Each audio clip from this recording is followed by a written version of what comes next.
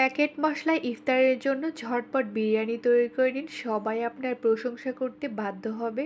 চাল ও পানির পরিমাণ সহ থাকছে এই বিরিয়ানির রেসিপিতে। যারা প্রথমবার বিরিয়ানি তৈরি করবেন তারাও এরকম পারফেক্ট ঝরঝরে বিরিয়ানি তৈরি করে নিতে পারবেন।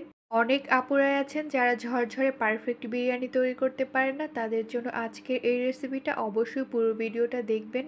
প্যাকেট মশলায় অনেকে বিরিয়ানিটা তৈরি করতে পারে না, তাদের জন্য আজকের এই রেসিপিটা খুবই সহজভাবে আমি বুঝিয়ে দিয়েছি। আসসালামু আলাইকুম everyone, welcome back to my channel. Packet মশলায় ইফতারের জন্য ঝরঝরে বিরিয়ানি তৈরি করার জন্য প্রথমে প্যানের মধ্যে পরিমাণ মতো তেল নিয়ে এরপর 1 কাপ পেঁয়াজ কুচি দিয়ে দিচ্ছি।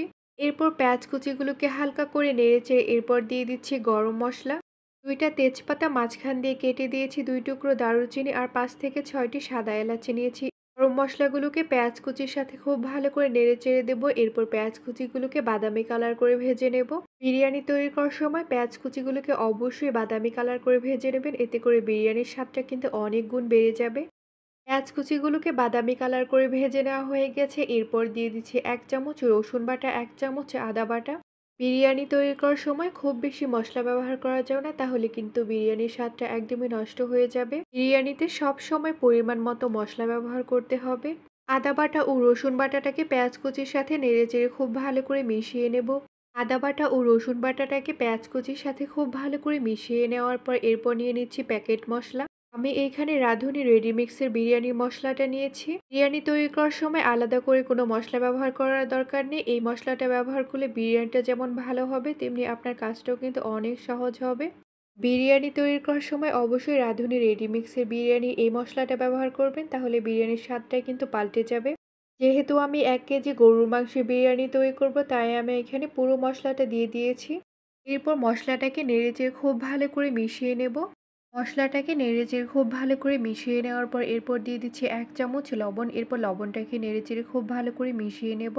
এরপর 7 থেকে 8টি কাঁচামরিচ মাঝখান দিয়ে কেটে দিয়ে দিচ্ছি। আপনারা যদি ঝালটা একটু বেশি খান তাহলে কিন্তু ঝালের পরিমাণটা বাড়িয়ে নিতে পারবেন। আবারও নেড়েচেড়ে খুব ভালো করে মিশিয়ে দেওয়ার পর এরপর দিয়ে দিচ্ছি অল্প করে পানি। এই পানিটা দিয়ে দিচ্ছি মশলাগুলোকে খুব ভালো করে কষিয়ে নেওয়ার জন্য। মশলাগুলোকে খুব ভালো করে কষিয়ে নেওয়ার জন্য কিন্তু খুবই অল্প পরিমাণে পানি দিতে হবে, খুব বেশি পরিমাণে কিন্তু পানি দেওয়া যাবে না। এরপর ঢাকনা দিয়ে দিচ্ছি। ঢাকনা দিয়ে মশলাগুলোকে খুব ভালো করে কষিয়ে নেব। 4 থেকে 5 মিনিটের মতো মশলাগুলোকে খুব ভালো করে কষিয়ে নেওয়ার পর দেখতেই পাচ্ছেন মশলাগুলো থেকে কিন্তু তেলটা উপরে উঠে এসেছে। এর মানে হচ্ছে মশলাগুলোকে খুব ভালো করে কষিয়ে নেওয়া হয়ে গেছে। এরপর আমি দিয়ে দিচ্ছি 1 কেজি গরুর মাংস। গরুর মাংসটাকে আমি খুব ভালো করে কেটে এরপর ধুয়ে নিয়েছি। আপনারা চাইলে গরুর মাংসের পরিবর্তে খাসির মাংস অথবা মুরগির মাংস দিয়েও রান্না করতে পারবেন। এরপর গরুর মাংসটাকে মশলার সাথে খুব ভালো করে নেড়েচেড়ে মিশিয়ে নেব। গরুর মাংসের মধ্যে মশলাগুলোকে খুব ভালো করে নেড়েচেড়ে মিশিয়ে নেওয়ার পর এরপর ঢাকনা দিয়ে দিচ্ছি। গরুর মাংসগুলোকে খুব ভালো করে কষিয়ে নিতে হবে। মাংসগুলোকে কষিয়ে নেওয়ার জন্য আমি এক্সট্রা কোনো পানি ব্যবহার করব না, এর মাধ্যমেই কিন্তু আমি মাংসগুলোকে খুব ভালো করে কষিয়ে নেব। অবশ্যই চুলার আঁচটা মিডিয়াম হিটের থেকে একটু কমিয়ে নিতে হবে।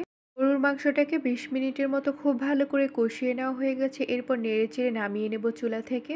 অবশ্যই চেক করে দেখবেন মাংসটা পুরোপুরি সিদ্ধ হয়েছে কিনা। আপনাদের হয়তোবা কম বেশি সময় লাগতে পারে। আমার এই গরুর মাংসটা সিদ্ধ করে নিতে 20 মিনিটের মতো সময় লেগেছে। এখন এই মাংসটাকে চুলা থেকে নামিয়ে নেব। এরপর অন্য একটি প্যানের মধ্যে পরিমাণ মতো তেল দিয়ে দিয়েছি। এরপর দিয়ে দিচ্ছি 1 কাপ পেঁয়াজ কুচি। অবশ্যই কিন্তু পেঁয়াজ কুচির পরিমাণটা বেশি দিতে হবে। পেঁয়াজ কুচিটাকে হালকা করে নেড়েচেড়ে দেব। এরপর দিয়ে দিচ্ছি একটা তেজপাতা। তেজপাতাটাকে আমি মাঝখান দিয়ে কেটে দিয়েছি। এরপর 5 থেকে 6টি সাদা এলাচি দিয়ে দিচ্ছি। এরপর দিয়ে দিচ্ছি 2 টুকরো দারুচিনি। এরপর পেঁয়াজটাকে খুব ভালো করে ভেজে বাদামি কালার করে নেব। পেঁয়াজ কুচিটাকে বাদামি কালার করে ভেজে নেওয়ার পর এরপর আমি 1 কেজি পোলাওয়ের চাল দিয়ে দিয়েছি। পোলাওয়ের চালটাকে আমি খুব ভালো করে ধুয়ে পানি ঝরিয়ে নিয়েছি।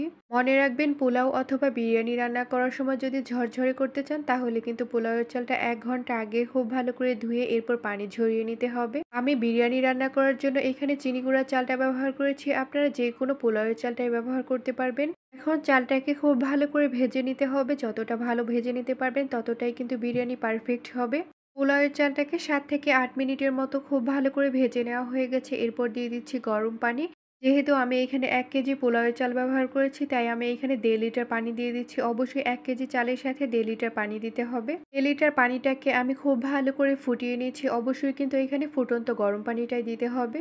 এরপর চালটাকে নেড়েচেড়ে খুব ভালো করে পানির সাথে মিশিয়ে নেওয়ার পর এরপর দিয়ে দিচ্ছি লবণ। আমি এখানে ২ চামচ লবণ দিয়ে দিচ্ছি। আপনারা আপনাদের টেস্ট অনুযায়ী লবণটা ব্যবহার করবেন। এরপর ৮ থেকে ১০ টি কাঁচামরিচ দিয়ে দিচ্ছি। এরপর নেড়েচেড়ে খুব ভালো করে মিশিয়ে নেব। এই সময়টাতে চুলার আঁচটা কিন্তু একদম লো হিটে রাখতে হবে, না হলে কিন্তু পোলাওয়ের চালগুলো একদমই সিদ্ধ হবে না। পোলাওয়ের চালগুলোকে নেড়েচেড়ে নেওয়ার পর এরপর যখন দেখতে পারবেন যে পানিটা একদম কমে গিয়েছে, তখন কষিয়ে রাখা মাংসগুলোকে এই পোলাওয়ের চালের মধ্যে দিয়ে দিতে হবে। মাংসগুলোকে পোলাওয়ের চালের মধ্যে দিয়ে দেওয়ার পর এরপর খুব ভালো করে নেড়েচেড়ে মিশিয়ে নিতে হবে। অবশ্যই নেড়েচেড়ে খুব ভালো করে মিশিয়ে নেওয়ার চেষ্টা করবেন, এতে করে কিন্তু বিরিয়ানিটা খুবই ভালো হবে। নেড়েচেড়ে খুব ভালো করে মিশিয়ে নেওয়ার পর এরপর ঢাকনা দিয়ে দিচ্ছি। ঢাকনা দিয়ে চুলার আঁচটা লো হিটে রেখে ২০ থেকে ২৫ মিনিটের মতো কিন্তু দমে রেখে দিতে হবে। চুলার আঁচটা কিন্তু কোনোভাবে কমানো বা বাড়ানো যাবে না। একদম কিন্তু লো হিটে রাখতে হবে, না হলে কিন্তু চালগুলো একদমই সিদ্ধ হবে না। লো হিটে রেখে ২০ থেকে ২৫ মিনিটের মধ্যে আমি কিন্তু কয়েকবার পোলাওয়ের চালগুলোকে খুব ভালো করে নেড়েচেড়ে দিয়েছি। এরপর দেখতেই পাচ্ছেন বিরিয়ানিগুলো ঠিক কতটা ঝরঝরে হয়েছে, কতটা পারফেক্ট হয়েছে। একটা চালের সাথে কিন্তু একটা চাল লেগে যাচ্ছে না, কতটা পারফেক্ট ভাবে হয়ে গেছে। আপনারা দেখেই বুঝতে পারছেন বিরিয়ানিটা ঠিক কতটা লোভনীয় হয়েছিল, আর কতটা ঝরঝরে আর কতটা পারফেক্ট হয়েছিল। আমার এই রেসিপি ফলো করে যদি আপনারা বিরিয়ানি তৈরি করেন, তাহলে কিন্তু আর কোনোদিনই ভুল হবে না বিরিয়ানি তৈরি করতে।